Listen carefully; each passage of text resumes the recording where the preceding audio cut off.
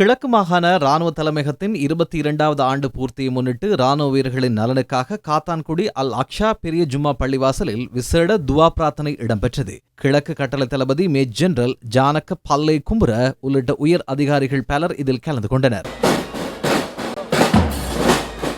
அட்டாளச்சேனை பிரதேச முன்பள்ளி ஆசிரியர்கள் ஒன்றியம் ஏற்பாடு செய்த ஆசிரியர் தின நிகழ்வு தலைவி எஸ் ஃபாத்திமா ஷஹீபா தலைமையில் ஒலுவிலில் இடம்பெற்றது. பாராளுமன்ற உறுப்பினர் MS உதுமாலபை இதில் பிரதம அதிதியாக கலந்து கொண்டார். திருகோணமலை மாவட்டத்தில் தற்போது பெரும்போக வேளாண்மை ஆரம்பிக்கப்பட்டுள்ள நிலையில் மானிய உர விநியோகத்தை முறையாகவும் விரைவாகவும் வழங்க நடவடிக்கை எடுக்குமாறு மாவட்ட அரசாங்க அதிபர் WHG ஹேமந்தகுமார வலியுறுத்தியுள்ளார். மாவட்ட செயலக கேட்போர் கூடத்தில் நேற்று இடம்பெற்ற விவசாய குழு கூட்டத்திலேயே அவர் இதனை வலியுறுத்தினார்.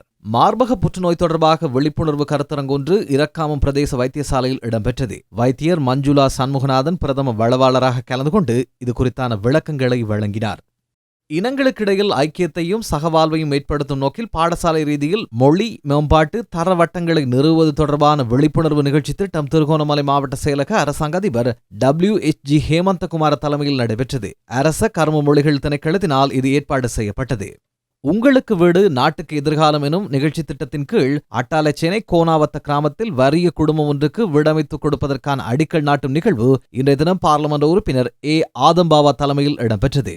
சுமார் 19 லட்சம் ரூபாய் பெறுமதியான இவ்வீட்டுக்கென 10 லட்சம் ரூபாவை தேசிய வீடமைப்பு அதிகார சபையும் 9 லட்சம் ரூபாவை பயனாளியும் வழங்க உள்ளமை குறிப்பிடத்தக்கது. அக்கரைப்பற்று பள்ளிக்குடியிருப்பு 2ஆம் வட்டாரத்தில் தெரிவு செய்யப்பட்ட பயனாளிக்குரிய வீட்டுக்கான அடிக்கல் நாட்டும் நிகழ்வும் பாராளுமன்ற உறுப்பினர் ஆதம்பாவா தலைமையில் இடம்பெற்றது. கழுதாவளை திருஞான சம்பந்தர் குருகுலத்தில் சர்வதேச சிறுவர் தின நிகழ்வு இன்று இடம்பெற்றது. சிறுவர்களின் கலை நிகழ்வுகள் அரங்கேறியதோடு அவர்களுக்கான பரிசில்களும் வழங்கப்பட்டன.